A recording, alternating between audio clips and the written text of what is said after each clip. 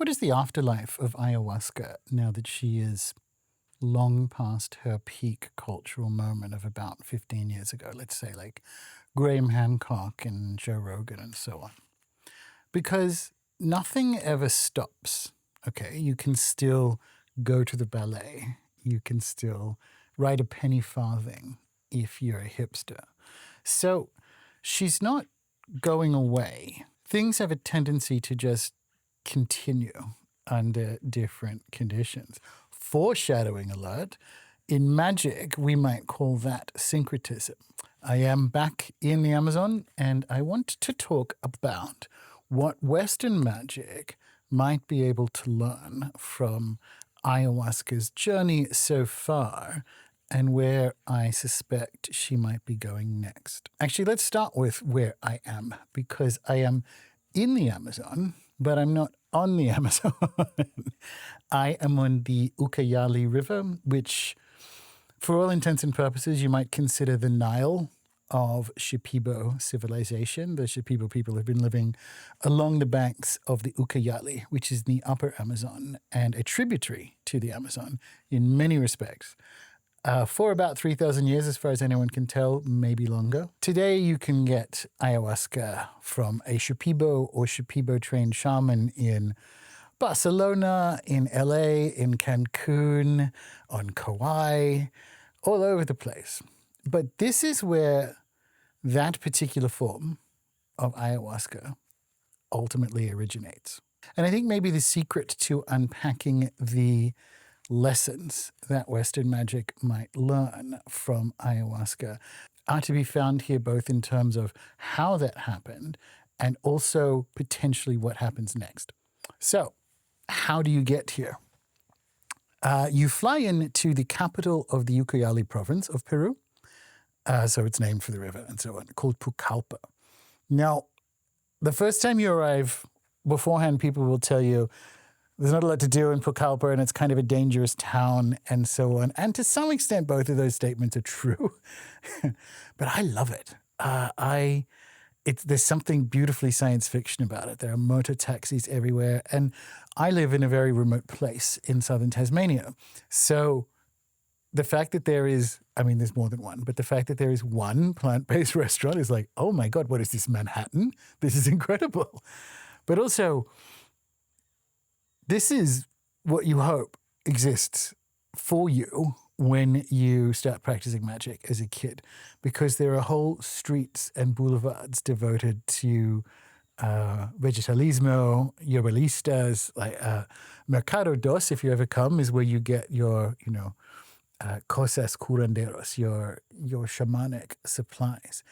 And it's just so fun. It's so fun. The people are inevitably lovely. There are some dangerous parts at the edge of town, and like down by the docks, there are places you wouldn't necessarily go out at night, but that's even if you weren't a tourist. That's actually just what it's like here. But during the day, especially which I don't, but especially if you speak Spanish, I make an effort, and I think that helps. But Pucallpa is the capital in many respects, well, several respects. So obviously it's the civil and civic capital of the government territory of Ucayali. Province, I suppose, or state. But it's also like a tribal capital, because the overwhelming majority of people there are Shipibo and have come in from pueblos and villages and so on. And I remember the first time, maybe it was the second time I came here, and this was after the scamdemic. So I was done with Australia after being imprisoned in the country for 2 years. And I was kind of playing Are You My Mother with different locations around the world to live in. And I was in ceremony in the Amazon with ayahuasca, and because I like Pucallpa. Like, I've got friends there and I like the vibe. And I don't look particularly glamorous at the moment on account of the 100% humidity. But I actually vibe with this weather. It just doesn't do good visual things for me, And I asked her, can I live in Pucallpa?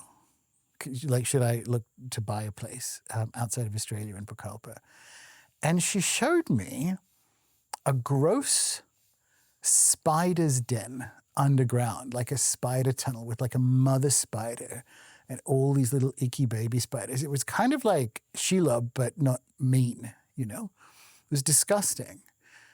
And I thought that's a weird thing to say, but she basically said, this is not your nest, right? Like this is a tribal kingdom and you are not a kingdom. And I think she showed it me that way because it was disgusting. It reminded me a year or so beforehand, my brother was teasing his wife for sniffing the diapers, like the nappies of their baby.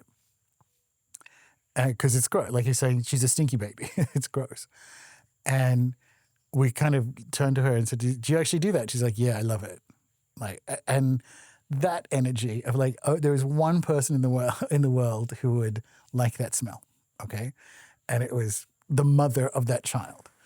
So that's what ayahuasca showed me with, very loud bugs out there. So that's what ayahuasca showed me with Pucallpa.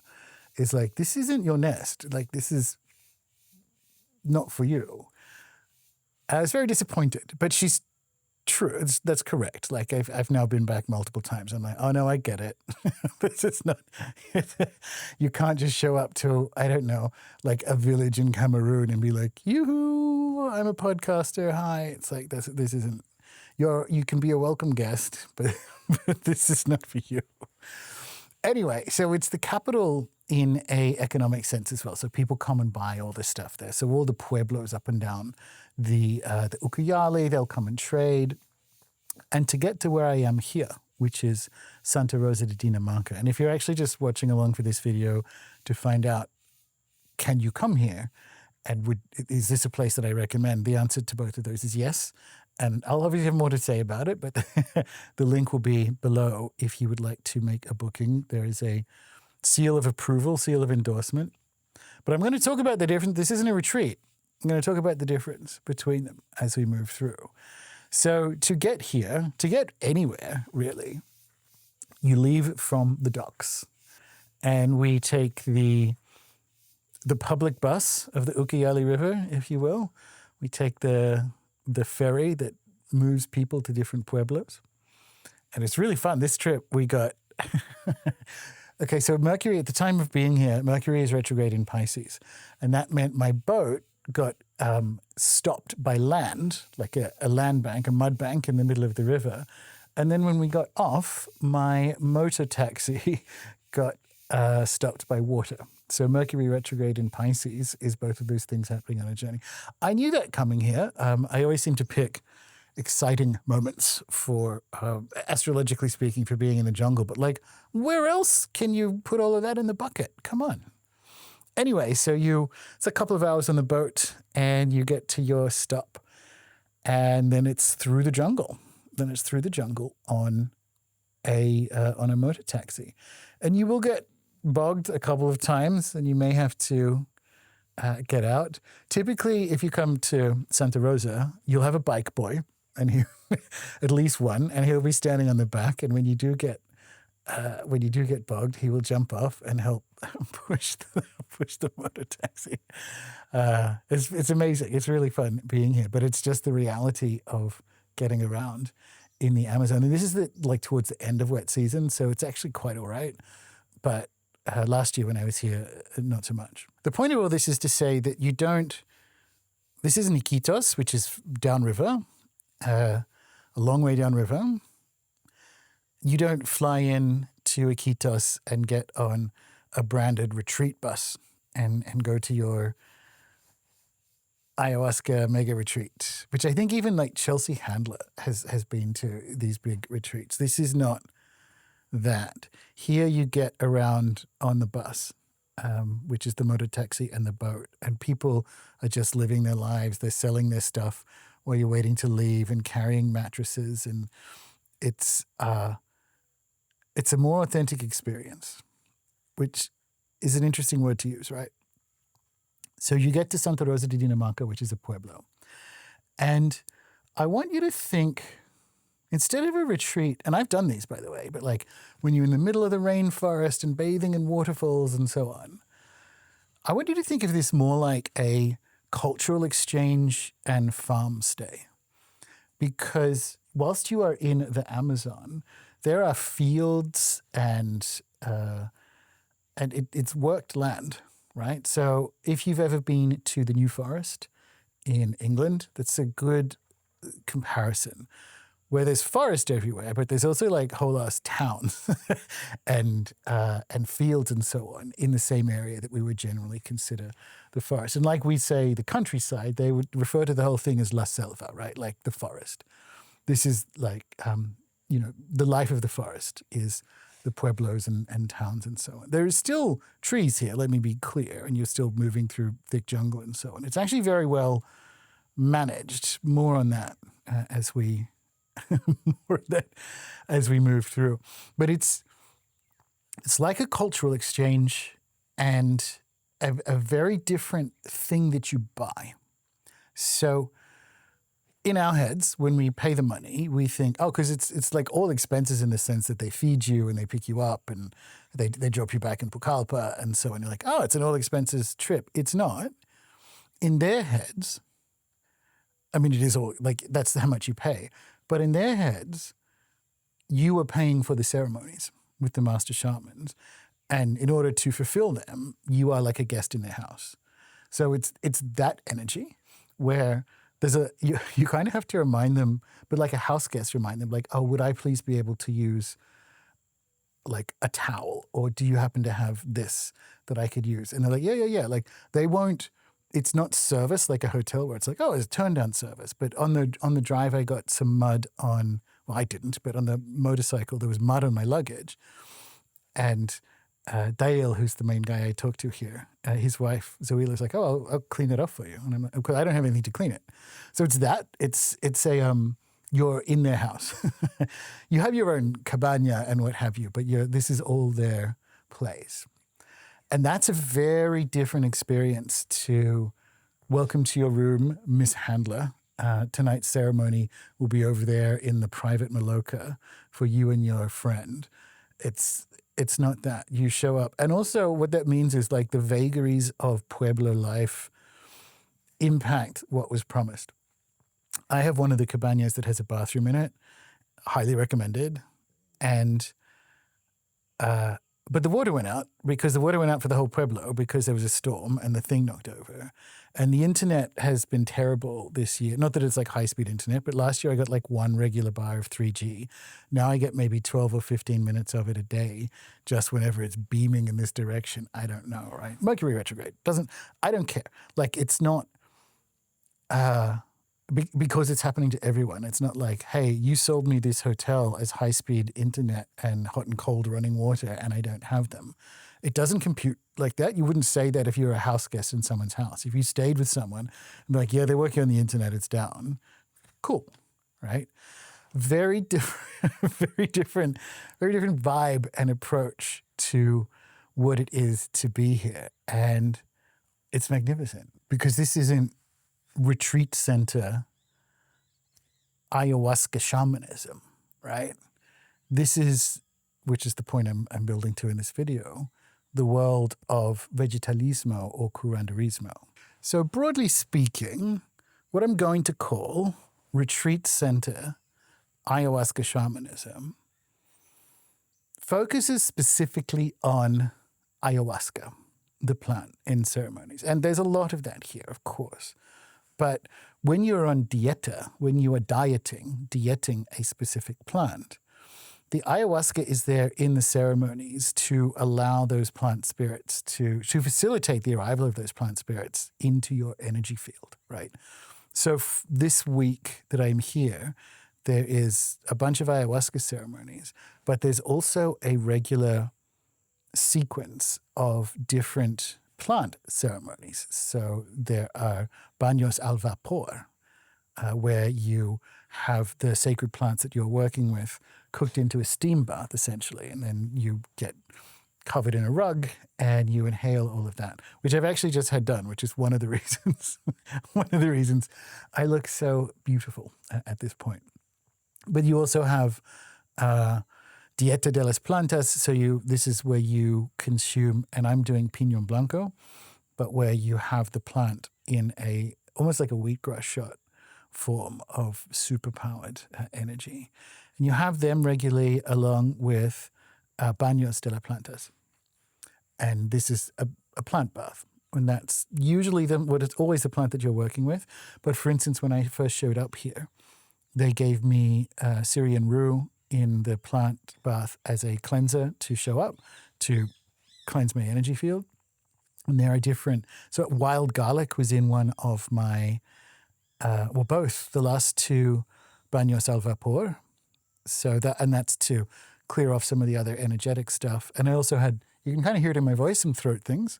This is the difference with Kuranderismo and Ayahuasca shamanism, is that you are dealing with a body of plant knowledge. And some of it's quite adaptive. So I inevitably had some digestive disruptions, shall we say, after the first ceremony. And so the next morning, they gave me some Yerba Luisa, which is a tea that I've been drinking every day, even today. So you're responding with what's going on with the plants and their plant knowledge, as well as doing the series of ceremonies to get you here. So a dieta is a process of being isolated and on an extremely restrictive diet. Not for me in the sense that I'm already plant-based. So the food they give me, given that I was on an energetic dieta in the lead up to coming to Peru, I'm like, this is an upgrade to what I was feeding myself, which was essentially fruit for the last 3 or 4 weeks before I left. But you don't have any salt. You don't have any oil. You don't have any sex with anyone, including yourself. You do not have any debasing media, any of that stuff. And all of this in conjunction with the isolation and the cleansing and the ayahuasca ceremonies is to allow for the plant spirit to grow well in your energy field. That's what you're doing here in Kuranderismo. When you go to a mega retreat in Iquitos, now some retreats will give you another plant. Like I've been on a kind of hybrid. It's not in Iquitos. That's where the normies go. The better class of ayahuasca aficionado comes to the upper Amazon, comes to Pucallpa and the areas around here. This is where it's from. I'm teasing, but it's true. If you've been to Iquitos, I don't mind. It's not like that kind of judgment. You will often find combo plants like, oh, you're here, you want to do this. In the morning, you'll drink that. In the evening, you'll drink ayahuasca. So there are dumbed down, simplified for scale versions somewhere in between retreat center ayahuasca and what it is I'm doing here. And other examples, particularly if you have sat with a Shipibo shaman or Shipibo trained shaman elsewhere around the world, where they'll dress in their cool clothing. They don't do that here, not in this context. You're just in clothes. You're just whatever clothes you happen to be wearing. Ideally, you want to be clean for ceremony, right? But they don't show up in the beautiful kene designs. They show up in clothes. This is how we're doing this. Some of them, so Mama Rosita, who was blessed to have her as one of the master shamans here in the Master Shaman Dieta. But she is a Shipibo woman. She had a beautiful Shipibo, white skirt and with patterns and so on it, Icaros. So there's a mix, but you know what I mean. You've seen, you might have even been in the ceremonies, but you've seen shamans around the world in their regalia. And I'm not saying that's for performance. Ritual is ritual. And this is the key thing. In the minds of most, the ones I've spoken to about this, Shipibo, there is a fundamental difference between ayahuasca shamanism and Kuranderismo. Now, ayahuasca shamanism came out of Kuranderismo, but I think I nailed it with it's a less sophisticated, more amenable to white tastes, like Chinese food in the 1970s, right? I remember being at school with one of the few Chinese kids we had in Newcastle. Plenty of them now, but it's we don't, the thing that you think we eat, we don't eat. It is Chinese, yeah, but we don't eat it. It's like that. Okay, ayahuasca shamanism is Shipibo, but that's not how they roll. It has its own validity. which is what we're building to here. So that's kind of the difference. Like ayahuasca shamanism is something that you will find for gringos, I suppose, and Kuranderismo in a more embedded context, and not just all Shipibo, right? So a good example of this is, and this is another point I'm driving towards. People in Pucallpa, I haven't met a single person, no, that's not true, one. Ruby, who works at the Casa Andina on front desk, she's lovely. I think she's from one of these pueblos because she knew Santa Rosa. And she's been out into La Selva out here to do ayahuasca, but she lives in Pucallpa. Every other person I've met who didn't run like an ayahuasca store, like a whatever, they don't like it. They don't do it. I would even say they're afraid of it. And some of that is colonialism, right? Like, oh, that's what people that's what hayseeds and hicks do. Like the people who live in the jungle do that, but we're in the city now. So there's that aspect of the urbanization colonialism bit. But there's also ghosts. They're scared of it because it is the vine of the dead. Like they're scared of it on a, dare we say, a jungle Catholic version. But mostly it's because it's Kuranderismo. So either white people do it, ayahuasca shamanism, wee, or it's Kuranderismo, which was not looked well upon up until maybe 20 years ago. And you know what changed it? Ayahuasca shamanism. So there's an academic called Alex Guerin, and he's done a bunch of work on this. The difference between an indigenous notion here of Kuranderismo and ayahuasca shamanism. And ayahuasca shamanism is for white people in the sense that white people problems. I don't mean white, like I mean Westerners, but I'm just playing with the language here. Just realizing I've been in one of these retreat centers in Ecuador with like a bunch of Black Americans. So it's not like it's white people, it's whatever. From the West. And the key difference is that white people, Westerners, will arrive with psychological problems, like with trauma and addictions and so on. And in Kuranderismo, you are dealing with curses and witchcraft and spirit attack and so on. Now, that's not cut and dry because as a shamanic energy practitioner, let me tell you, a lot of the work I do is around like legacy witchcraft from like cursing your family line 500 years ago and all this kind of stuff, and today's business.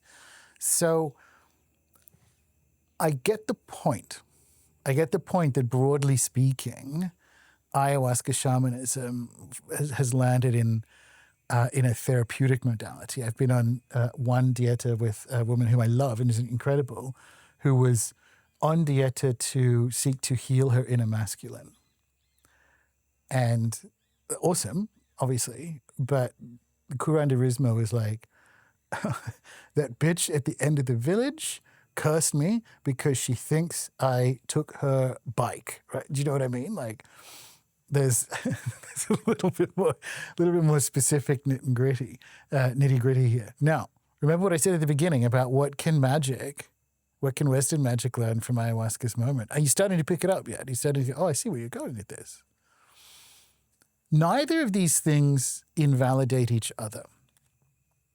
I am a professional healer. Like the psychological shadow work at the level of the psyche stuff is a huge aspect of what I do, along with the energetic clearing from cursing and so on.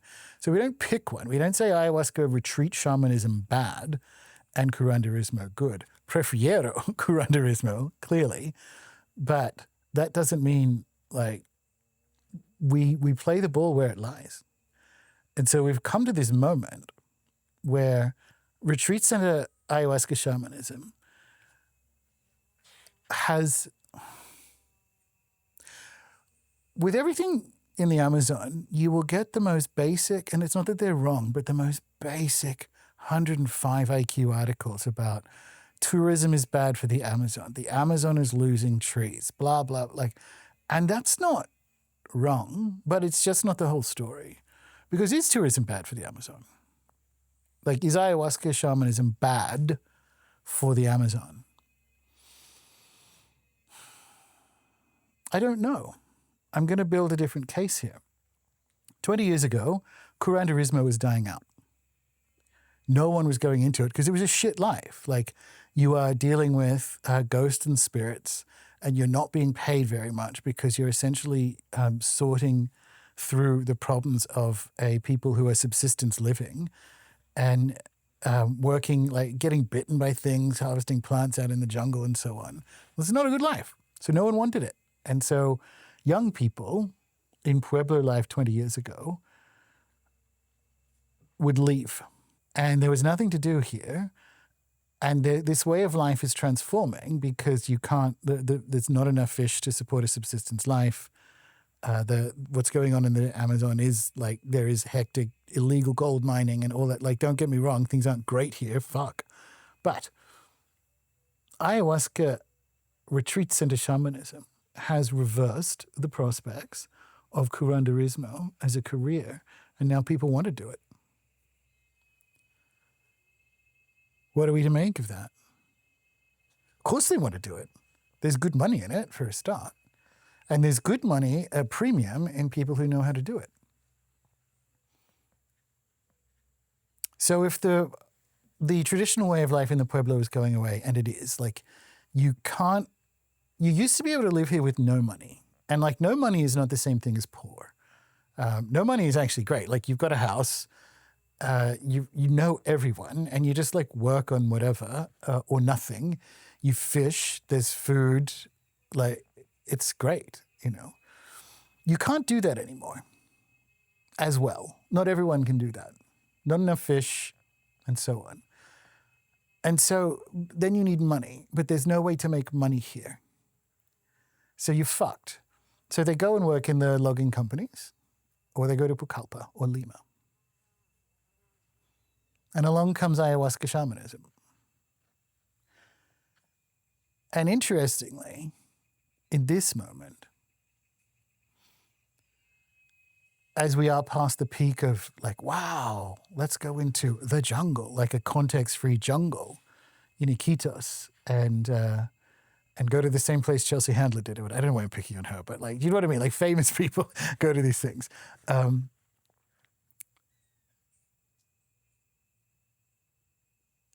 that might be, it's not going to go away, but it's no longer the white hot cultural commodity that it was. And what we have is a moment where the interest might become more sophisticated. Culture goes in waves. And so we're past the peak of the super interest in ayahuasca. And if you know Western magic, we've gone through a bunch of waves. Like, the first Trump administration at the beginning was a witchcraft wave, and then there was an astrology wave. Now that Neptune's out of Pisces, that one's passing. Like, each of these waves brings new people who find where they belong, you know? And that might be one of the other upsides to people who hear about ayahuasca via retreat center shamanism, but then end up getting, in my case, 4 planes and a motor taxi and a boat and a motor taxi to end up here, somewhere that is, I don't want to say where I belong, we've been over that, but this is what I've been looking for. I've been looking for that kind of authentic experience. And I've said authentic again, so I want to double click, let's use a corporate word, on that.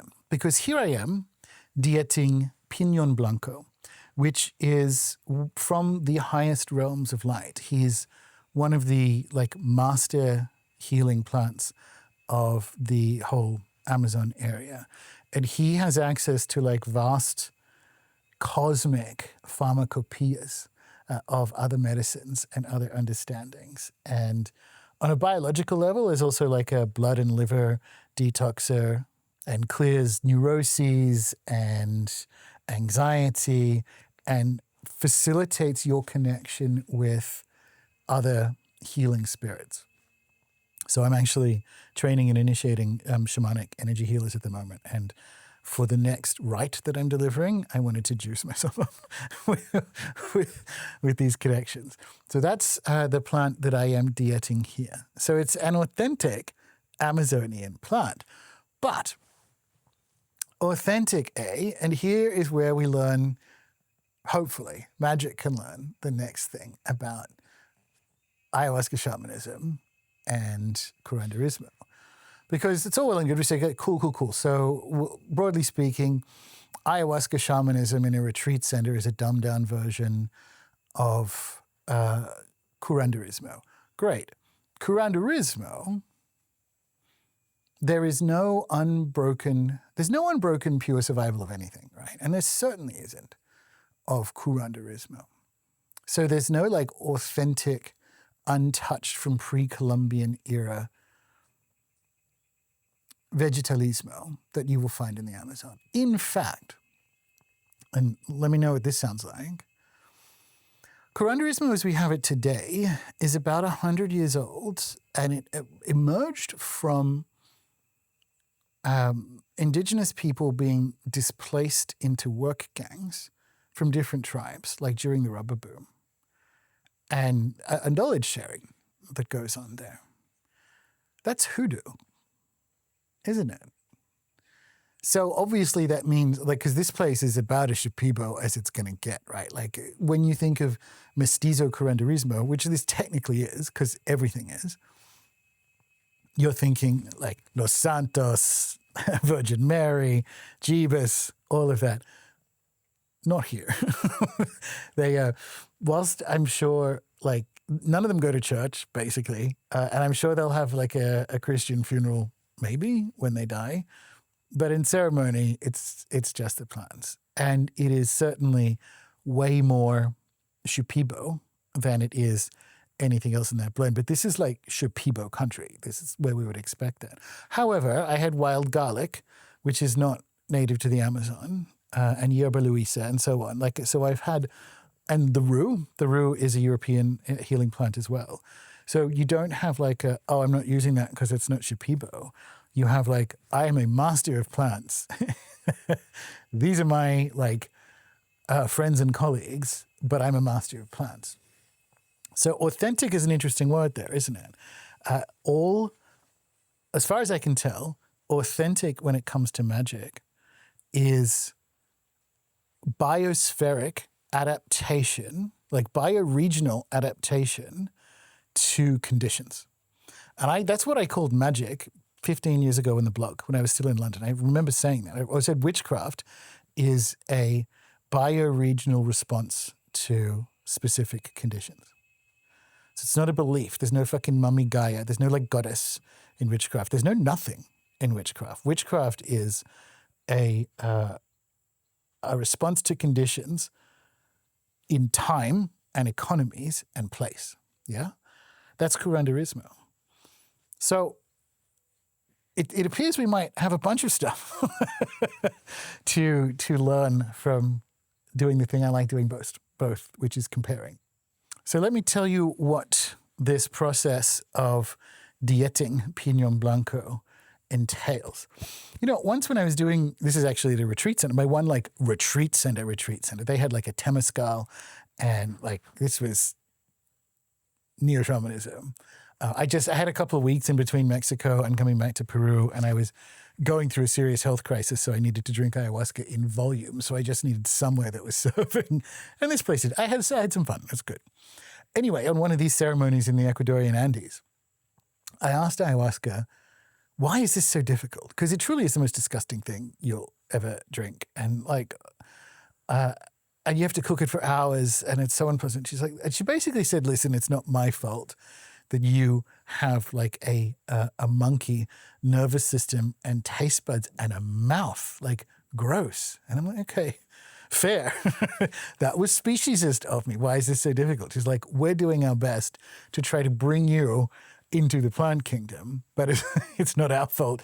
You're getting around in those gross monkey bodies. So yeah, all right, I get it. Fair enough.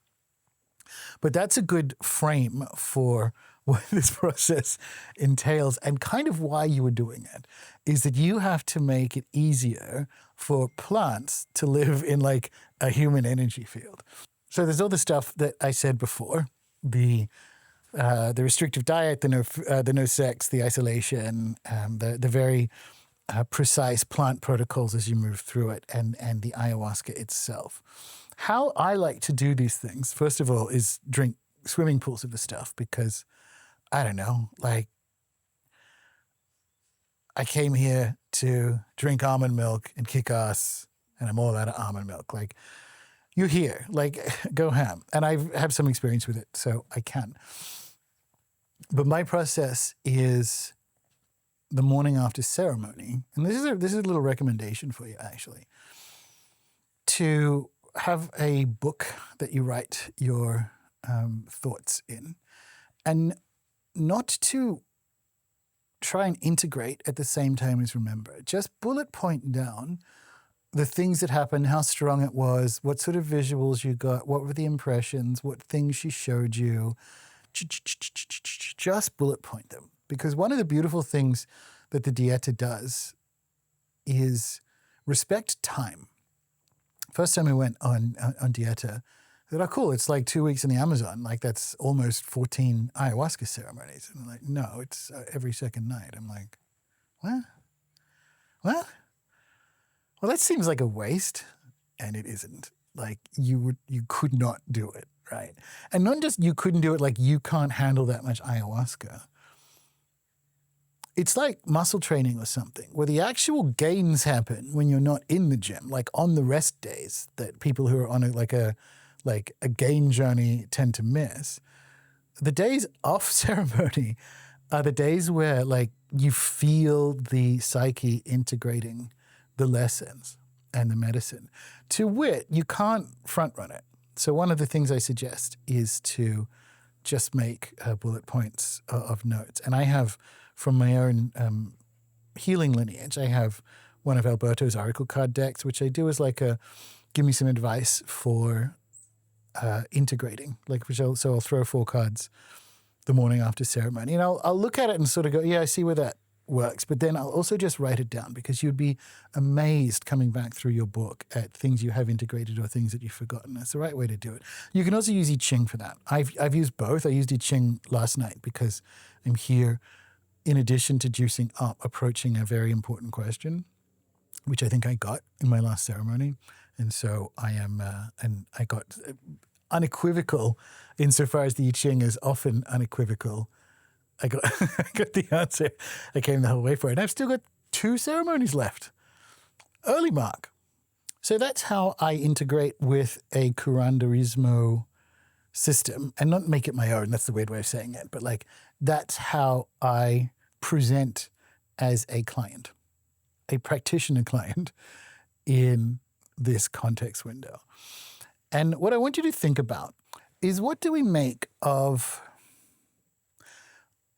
the legitimate but one-note criticisms of ayahuasca tourism and environmental destruction, which is definitely like, if you think about it for too long, especially when you're in the Amazon, you'll lose your fucking mind. Like, I'm not saying it's not happening. I'm saying the route to preventing it might not be obvious, right? Because it's just too basic and too unmagical to say, oh, you shouldn't do that.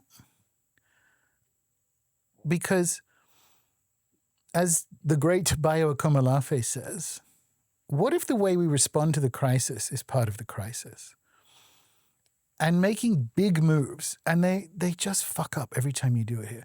So you think, oh, well, we need to put conservation on all this land. The government's done that. The Peruvian government has put conservation rules on Shipibo land without consulting them, right? And left other bits that they want conserved not.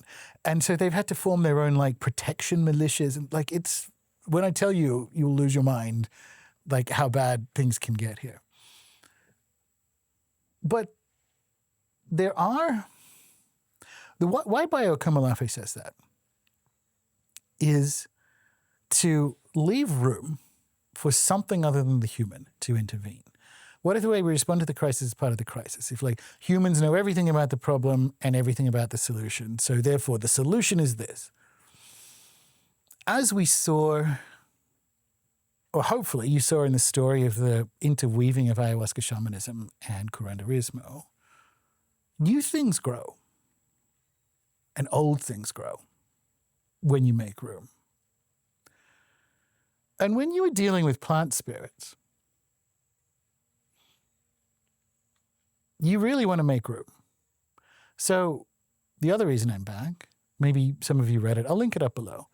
I had the peak spiritual experience of my life here after ceremony. So not with ayahuasca, with Piñón Blanco on my final ceremony last year.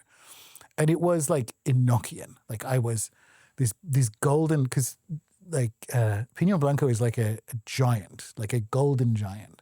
And this being came down laughing, like a Buddha meets Jabba the Hutt. Like it was a divine laughter, but it was the deep Jabba the Hutt.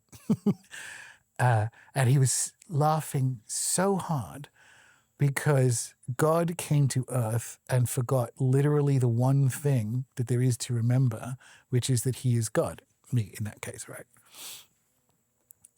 And taken up realms of light, like Enoch. Unbelievable.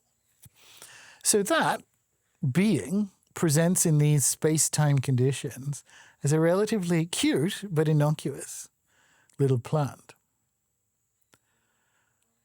And ayahuasca is a spirit who, I guess, cohabitates in between the chacruna tree or plant or shrub and the actual ayahuasca vine. Mostly in a vine, like chacruna is another being. And so either you think you're completely in control of this process, or you think you are players in a process that involves giant, luminous, golden beings with access to cosmic pharmacopoeias who present as plants. There's an arrogance to totalizing that is unmagical. And it's one of the final lessons for magic. It's the penultimate lesson, I suppose, which is you're not in charge here. You can do your best. With Rune Soup, we have the what is mine to do as like the watchwords, the regular phrase. What is mine to do in the situation of the transition from ayahuasca shamanism at its peak to some form of authentic Kuranderismo? And in specifically the Amazon, what we've learned over the last couple of decades is that this is a fallen world. I write about this in Ani.Mystic in my most recent book. When Francisco de Orellana sailed down the Amazon River and came out the other side almost dead, he's like, there are whole cities. There's like multi-story buildings and cities, and we got attacked by like Amazons and whatever. And we believed him for about a century and a half and then just didn't, right? And in those times, those civilizations did collapse. Disease, whatever. And with LIDAR, we now see that, oh my God, like the Amazon is the world's biggest garden. The Amazon is the world's biggest multi-species project because its plants and humans and some sacred animals have for millennia agreed to be things to each other. To the point that if you look back at the big long roads and previous fields and things that used to be here, not exactly here, but they're here now, you see that whole civilization, it hasn't been like pristine, it's never been pristine, untouched jungle. You can look at the species assembly of useful trees to unuseful trees and realize like, oh, this has been gardened for millennia, okay? And in that time, civilizations have risen and fallen. Pueblo civilization, like our own, is falling, right? We're in a fourth turning. They get it, we get it. And yet there are other beings involved in this. And I'm not saying we wait for them to rescue us. I'm not saying we sit back and do nothing. You still have to find what is yours to do. Example, one of the good things about coming here is you give all your money to an indigenous community. Like I literally gave in a zip-up toiletry bag from my flight. I paid Dale in cash because if you guys come here, maybe by the time this video is up, they were trying to set up a US nonprofit in time to take international money. But at the moment they can't. So last year, this is before I even showed up. By the way, if you meet Dale, he's this handsome, friendly, charming, lovely guy. And then when he sends you his ID, because you have to Western Union him your deposit, you're like, this man is a terrorist. I am somehow paying my own fucking, what do you call it? I'm somehow paying my own ransom before I've even been, before I've even been kidnapped by this terrifying man. Because it's the most like resting bitch face. Peruvians, because of those glorious cheekbones, those glorious like Native American cheekbones for days, can sometimes suffer from resting bitch face. And his ID photo, if you ever come here and you get Dale's ID photo and you're like, oh my God, this is, I'm not doing it. Do it. It's fine. Right?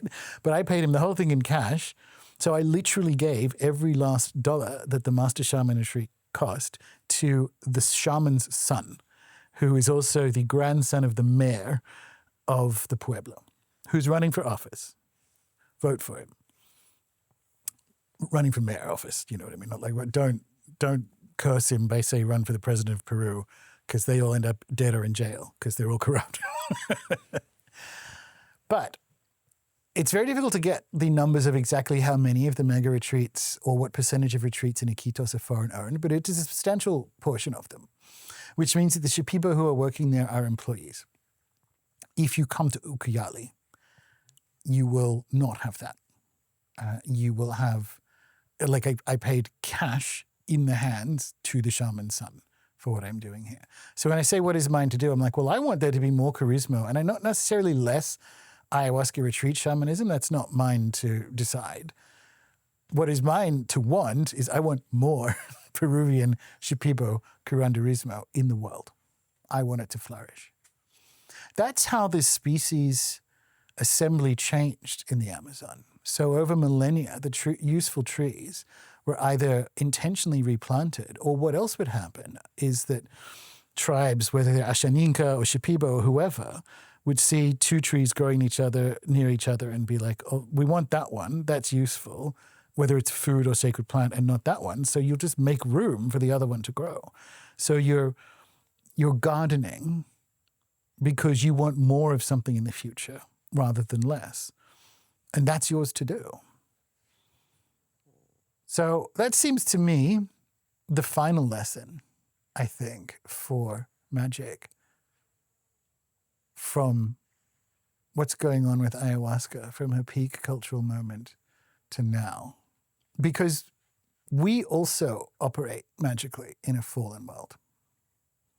The book I'm working on, the final of my Dot trilogy, is about cunning traditions, and it's a global survey. It's why I'm so interested in Kuranderismo, of like what looks the same, what are the universals, dare we even say, between cunning traditions, Kuranderismo, etc., around the world. And one of the key ones that people miss, that I haven't seen anyone talk about, is that they operate in a fallen world, so that the knowledge arrives tumbled down from a presumably higher and more intact state. And Agrippa himself, early in his career, sought to restore that with his publishing projects. Arguably, by the end of his career, life was less interested. But it's because we have, the proverbial chandelier in pieces. Like, we've got bits from a time where we used to be better at this. But we also have new stuff coming in. And that's Kuranderismo, like the world of a pre-Columbian Shipibo civilization is gone, never coming back. Pueblo Shipibo civilization is transforming. And I'm low-key bullish on it, truly. I truly am. These people are awesome. And one of the things that I see as the bright side, which is coming back to magic as well, is one of their helping spirits, ayahuasca, made economic room for something crucial to continue and restore. That's very indigenous. So like I'm obviously very interested in indigenous thought. And you find there's been a couple of clever men, like let's say Aboriginal shamans, don't repeat that because it's not the right term, but have perceived that there is a generational gap. The young people who should be moving into the sacred Aboriginal shamanism, the medicine work, to being clever men and clever women, aren't interested. They're going into cities. But in a generation or so's time, they're going to want this. And so they do things they've never done before. They do things they've never done before, like write stuff down in books. So that it is, because they're going to die, right? But if you write it down in books and are subsequently available to them in spirit, you get to perpetuate it.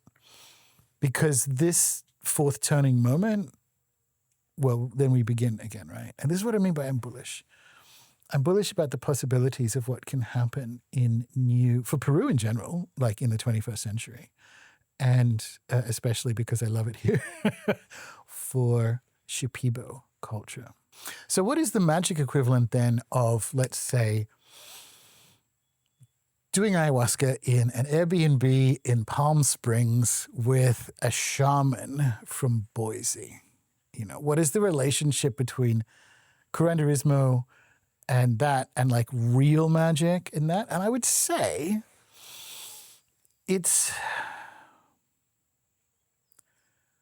the kind of pap, the nonsense that you would see on your Reels feed or like, you know, Witch Talk or what have you. Because that is the overwhelming majority of content. And it's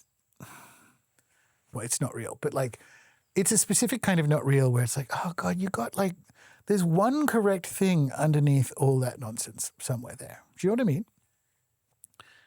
Ayahuasca, like the Palm Springs experience, there's one correct thing in there somewhere. So it's not, oh, you need to stop doing that.